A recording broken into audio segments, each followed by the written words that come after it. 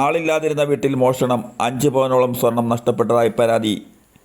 വള്ളികുന്നം ഇലിപ്പക്കുളം ഹരിനിവാസിൽ രാജ്മോഹനും കുടുംബവും താമസിക്കുന്ന ഹരിനിവാസ് വീട്ടിലാണ് കഴിഞ്ഞ ദിവസം മോഷണം നടന്നത്. ഒരു സ്വർണ്ണ നെക്ലസും ഒരു വളയും ഉൾപ്പെടെ സ്വർണ്ണാഭരണങ്ങളാണ് നഷ്ടപ്പെട്ടതായി പരാതിയിൽ പറയുന്നത്. രാജ്മോഹൻ്റെ ഭാര്യ ശ്രീലതയുടെ ചികിത്സയ്ക്കായി ഇരുവരും മകൻ ഷീയത്തിനോടൊപ്പം കരുനാഗപ്പള്ളിയിലെ സ്വകാര്യ ആശുപത്രിയിൽ പോയിരുന്നു.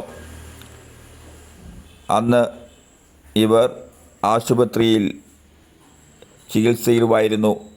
തുടർന്ന് രാവിലെ 9 മണിയോടുകൂടി അയൽവാസി ലൈറ്റ് ഓഫ് ചെയ്യുന്നതിനായി വന്നപ്പോഴാണ് വീടിൻ്റെ വാതിലിൻ്റെ മുൻവശം തുറന്ന നിലയിൽ കാണപ്പെട്ടത്.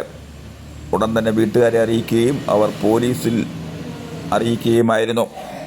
വള്ളികുന്നം പോലീസെത്തി സമീപത്തുള്ള CCTVകളും മറ്റും കേന്ദ്രീകരിച്ച് അന്വേഷണം നടന്നു വരികയാണ്. സ്ഥലത്ത് ഫോറൻസിക് ഉദ്യോഗസ്ഥരെത്തി പരിശോധനയും നടത്തി.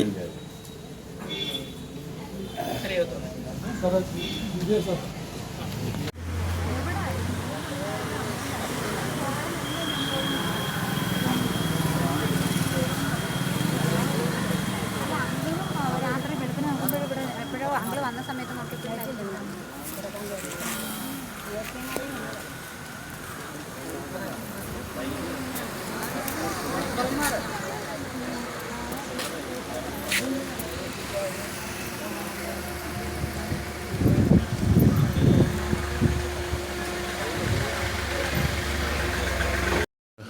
അങ്ങനെ പിന്നെ ഞങ്ങൾ ഹോസ്പിറ്റലിൽ പോയി. ഇന്ന് രാവിലെയാണ് സംഭവം അറിയുന്നത്. ഇവിടെ ഇങ്ങനെ കഥ പറഞ്ഞിട്ടുണ്ടെന്നുള്ള പേര്.